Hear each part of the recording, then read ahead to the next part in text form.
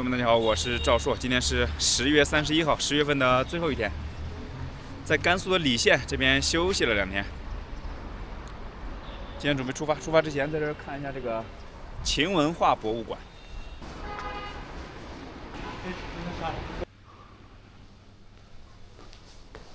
秦文化博物馆，因为礼县这附近有个西犬丘，是秦人的发源地，所以在这儿建立了一个秦文化博物馆。哎，这什么字儿？应该是木马西垂丙未周氏。西犬丘就现在礼县这个位置，西汉水的上游。秦世系表，造父，这是赵姓的始祖，还有秦国的先祖，创始人妃子。大费也叫伯益，这是嬴姓的始祖。伯益是当时协助大禹治水有功，所以被舜帝赐姓为嬴姓。玉人，玉璧，墨绿色的玉，左边的玉圭，右边白色的玉璧。盘悔纹扁圆盒，我的天哪！盘悔纹车行器，这个小盒子这上面的盖子可以打开，里面可以放东西。盘悔瓦楞纹，什么字儿？虚吗？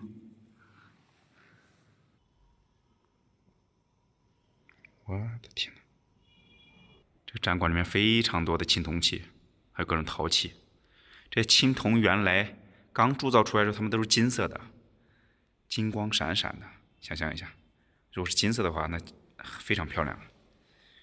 只不过经过数千年的氧化风化，变成这铜绿色了。秦国马车、战车，秦国都城迁徙路线。简单看了一下这个博物馆，故事很长，路上边走边讲。这时候继续出发。哦呦，忽然想起一件事儿。刚出发走的有点着急啊，把我的小飞落在旅馆里面了。OK， 拿上我的小飞同志，继续出发。中午的1点半离开礼县县城，东行12公里。现在来到了秦西垂陵园，这跟前这个山也叫大宝子山。把自行车放在这儿，上去看一看。哇，这山上这边种了好多的火棘果，这火棘果和沙棘果长得不一样，这个比较硬，你看，它不像沙棘果，熟了以后稍微一捏就爆浆了。这个吃起来这口感有点涩，然后没有那么酸，然后口感沙沙的。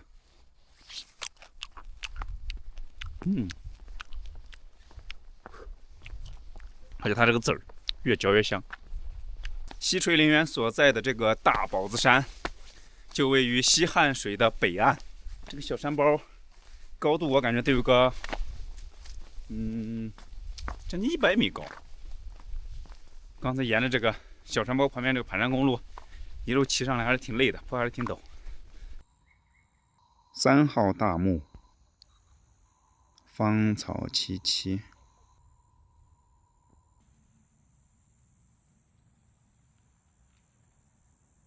车马坑，祭祀坑，2号大墓。说起这秦人的先祖，其实秦人的先祖和我这个赵姓也是有非常密切的关联，因为秦人姓嬴嘛，嬴姓和赵姓其实原本是一家的。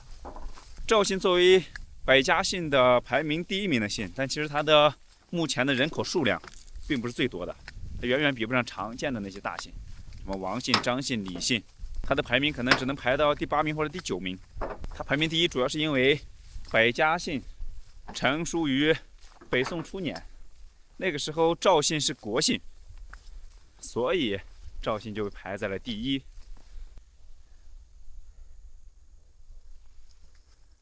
这就是西垂陵园。山坡上分布着好几座大墓，还有祭祀坑、车马坑，都2000多年前的墓了。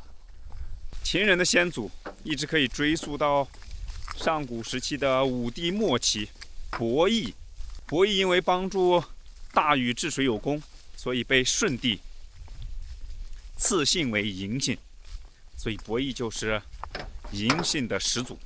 伯益的爹叫大业，大业的母亲叫女修，女修则是皇帝的孙子，颛顼帝的后羿的孙女儿。然后伯益那是啥时候的事儿？那商朝建立之前，大禹治水时期的事儿。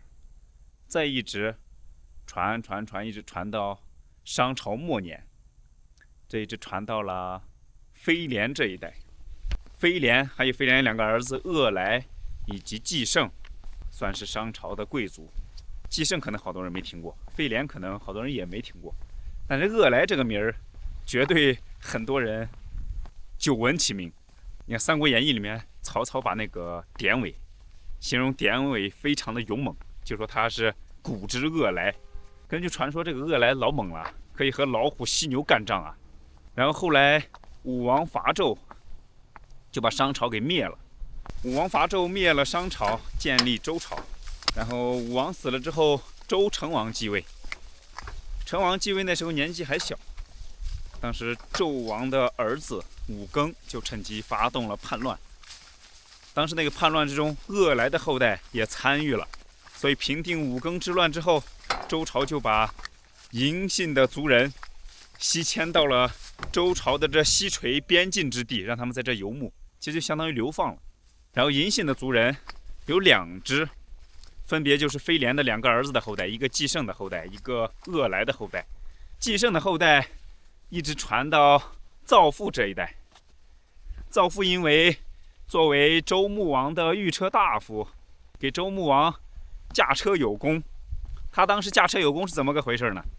说是周穆王去那个昆仑丘和那个西王母在瑶池相会，然后直接忘乎所以了，连时间都忘了。然后国内有人发动了叛乱，但造父那个驾车技术很牛啊，他8匹千里马拉着周穆王日行千里，好像是1日之间就回到了都城，平定了叛乱。所以因为这个事儿，他驾车有功，被周穆王封地封在赵城，也就是现在的山西省洪洞县还是洪洞市来着，那个地方。所以造父就是赵姓的始祖，也就是我的始祖。从此以后，造父的后人就在那个地方赵城以赵为氏。后来他的后代建立了战国7雄之一的赵国，像什么赵盾、赵武、赵朔、赵括，还有什么赵衰，这些全都是赵国的历代君主。然后嬴姓族人的另外一支就是飞廉的另一个儿子，妃子的爹叫大洛，大洛有2儿子，一个叫成，那是他的嫡子，还有一个妃子。然后大洛家族就生活在这西犬丘这一带。妃子因为养马技术很好，得到了周孝王的赏识。周孝王让他在那个千水和渭水之间，在那一带养马，那一带也就是现在的关山牧场，陇县的关山牧场，以及甘肃的张家川以及清水县那一片。因为他养马养得特别好，所以周孝王就给他封了一块地，叫秦邑，没有什么公爵等级的小小的一块地。秦邑大概就现在相当于在甘肃清水县的东北部那一片，所以他是秦姓家族历史上第一个受封的王。然后他的后代建立了秦国，一路东进，一直到战胜了战国7雄中的其他6国，统一天下，建立大秦帝国。哎呀，这一个小阶梯啊！我的天！哦，这有一个小遗址。这整个山坡上，这个遗址可能有好几10处。遍布整个大宝子山。秦人的先祖真的是一路征战，太不容易了。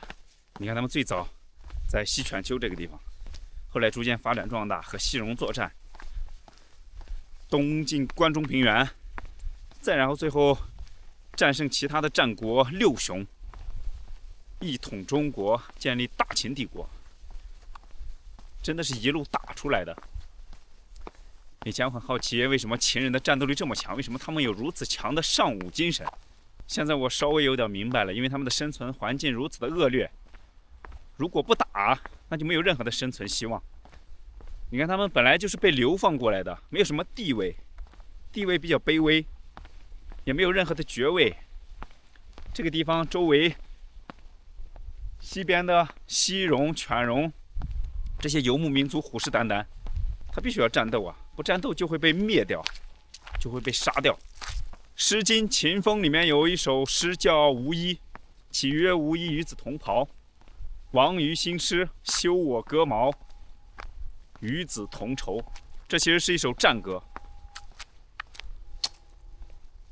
是去年吧？去年春晚上有一首歌，让我有一点共鸣，就那个玉盘。那个玉盘虽然听起来像是一个童谣，但是它给人的感觉却像是一首战歌，听的人非常的慷慨激昂，和这个无衣的那首秦风诗歌非常像，在我感觉是非常像的。无衣那首诗就反映了当时秦国和周边这个游牧西戎所战斗的一个场景。大陆的另一个儿子成，整个大陆家族在西犬丘这个地方，后来直接被犬戎给灭了。然后妃子的后人为了给大陆家族报仇，就反复的和西戎作战，战事非常的频繁，所以才会诞生出像无衣这种战歌。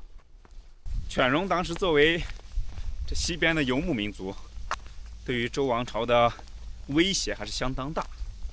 你看西周末年，周幽王烽火戏诸侯，当时国内政局动荡，犬戎就趁着这个时机，直接进攻西周的都城镐京，直接把周幽王给杀了，西周灭亡。然后周平王继位，周平王继位之后一看，我的天哪，这国都直接被犬戎打了个稀巴烂，满目疮痍，断壁残垣，太危险了，必须得迁都啊。然后他就东迁到了洛邑，也就是现在的洛阳。当时秦襄公率领军队护送周平王东迁，因为护送有功，被周平王封了一块地。他说岐山以西的地就封给你了，同时封你为诸侯。他说犬戎夺了我的奇峰之地，如果你能把它打下来的话，那这块地就送给你了。所以说秦襄公正儿八经从这个时候成为了诸侯，算是秦国的正式的第一代国君。因为之前的秦妃子的话，属于是秦人的先祖，他养马养得好，被封了一小块地，但那块地的话非常非常小，秦人那块地可能也就相当于一个小小的城市，或者一个大一点的村庄。所以从秦襄公开始，正儿八经成为了诸侯，可以和东方的什么齐国、晋国、楚国这些诸侯国平起平坐，共争天下。但这个时候，秦襄公一直到后来的秦王嬴政统一中国，中间依然间隔了500多年啊。所以说，始皇帝分60之余烈，他统一中国，并不是说他有多么的牛逼，当然他本身也很牛逼，但绝不是一蹴而就的。他是站在前面历代君主励精图治建立的雄厚基础之上，才让大秦国有很雄厚的实力去灭掉其他的6国。所以说，凡事不可一蹴而就，饭得一口一口吃，仗得一仗一仗打。你不能说吃了3个馒头饱了，那前2个馒头没用了，是吧？只有第3个馒头有用，那肯定是不合理的。凡事都有一个过程。OK， 看完西垂陵园，这会儿下山了，离开大宝子山，继续出发，前往东边10公里左右有个镇叫岐山镇，那个镇就是当年诸葛亮6出祁山的岐山镇。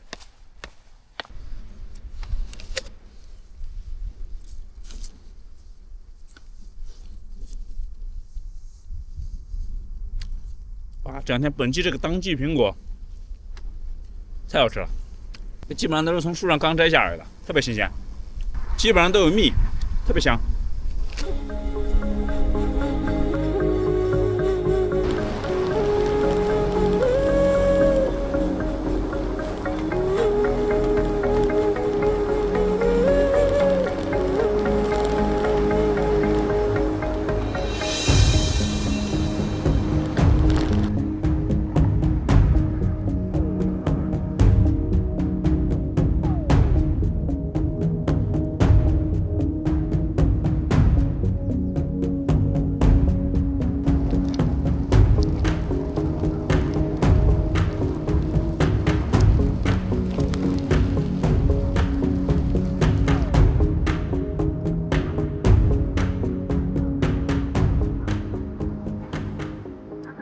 路边全部都是苹果园，还有卖苹果的。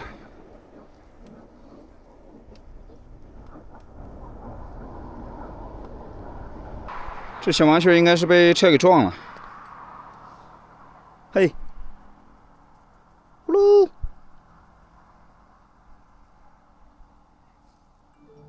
不动了。在县城休息的这2天，把自行车洗了一下，自行车、驮包，还有整个轮毂、辐条、链条、牙盘、飞轮、变速器，全部都洗了洗。尤其是链条，这链条之前有几次上坡它老掉链子，那个时候是因为沾的那个灰尘还有土太多了，把它清洗干净以后再上油，就不掉链子了。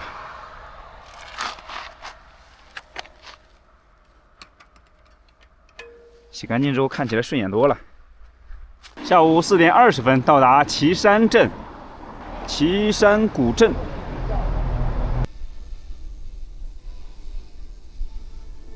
岐山武侯祠，岐山堡，就里面跟前的这个小山峰之上。这个小山包看着高度有个50-60米，进去瞧瞧。建兴6年228年。这就是诸葛亮的第1次北伐，天水、南安、安定3郡相继叛魏降汉。228年失街亭斩马谡，这都是在第1次北伐发生的事儿。《三国演义》里面浓墨重彩地描述了诸葛亮6出祁山的壮举，但实际上在真实的历史中，诸葛亮只有5次北伐。第1次北伐走的就是这祁山道，第4次北伐走的也是祁山道。228年冬11月出陈仓道，这是第2次北伐。建兴7年229年取2郡，武都和阴平2郡。武都大概就是现在的西河县，阴平就是陇南的文县。公元231年围祁山，杀张合，这是第4次北伐。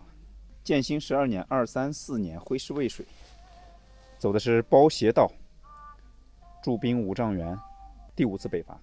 234年8月，五丈原病逝。这个岐山堡始建于西汉时期，这儿有一副对联：隆中一对，鼎足3分天下事，了如指掌。前后2表，岐山6出老臣心，精气鬼神。岐山大营，岐山堡所在的这个地方是岐山道非常重要的一个节点，而岐山道则是古蜀道的重要的一个分支。古蜀道是古时候连接关中平原、成都平原，还有中间的汉中盆地的重要通道。主要通道大概是北五南三。北边的5条道分别是子午道、倘洛道、包斜道，还有这岐山道，还有陈仓道。然后南边的3条分别是荔枝道、米仓道、金牛道。然后后来邓艾偷渡阴平，又开辟了一个阴平小道，所以就是北五南四，总共9条道。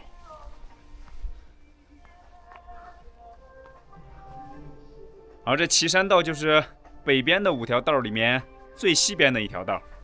武侯祠，全国的这个武侯祠是真不少，成都有一个，南阳有，然后襄阳也有，还有一个在哪来着？名垂宇宙。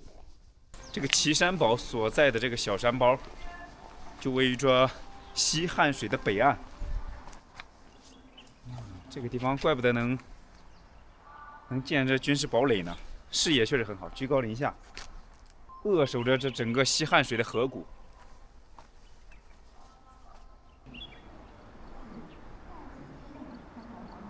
走到岐山这个地方，我现在有点纠结，我该走哪条线？这个地方是个3岔路口，现在对于我来说有3条线。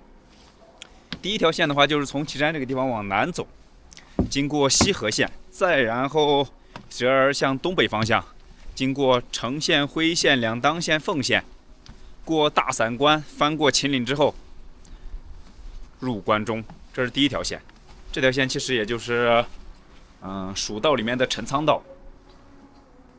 第2条线就是从礼县这个地方继续沿着西汉水逆流而上，翻山过去之后就是天水了。到天水之后，沿着渭河一路向东顺流而下，沿着渭河的河谷进入关中。这是第2条线。第3条线就是到了天水之后，继续往北，从张家川那个地方走陇山道，翻越陇山，也就是六盘山山脉的南段。翻过陇山之后，过陇县、千阳县，沿着渭河的支流千河顺流而下，入关中。这3条线我该走哪条线？其实我3条线我都想走，但是分身乏术啊，让人有点纠结。夕阳西下了，这我赶紧去找个露营地去。今天晚上好好考虑一下，看到底走哪条线。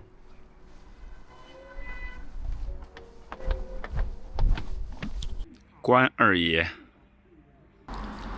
晚饭吃个臊子面，顺便在这充个电。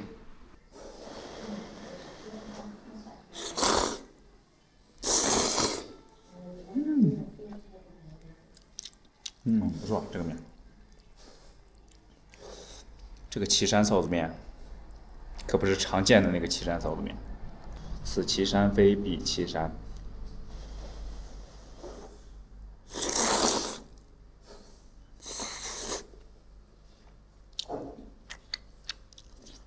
原汤化原食，再来一碗面汤。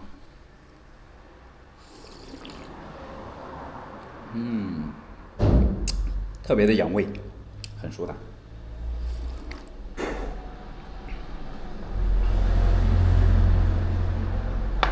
吃完晚饭，寻找露营地。右手边的西汉水，左手边的岐山堡。前面那儿有一个巨大的停车场，那儿应该可以搭帐篷，过去看看。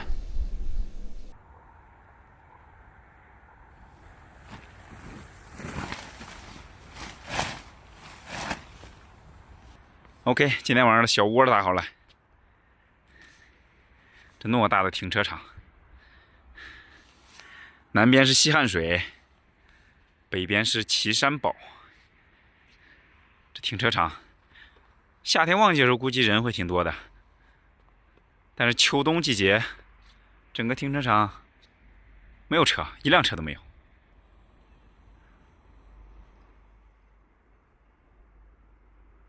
农历的9月11，天空一轮半月。看我这右腿裤脚上沾的这个链条油，这根本就没法洗，洗了没过1天，就沾的全是油，根本就没办法。除非穿那种束脚裤，你看这种冲锋裤它基本上都这种比较宽松的，就拿卫生纸擦一擦，你看这乌漆嘛黑呀，真的是。今天晚上这个露营地真的是很完美，很 nice， 又宽敞又安静，背山面水的风水宝地。今天的视频就分享到这里，朋友们，下期再见。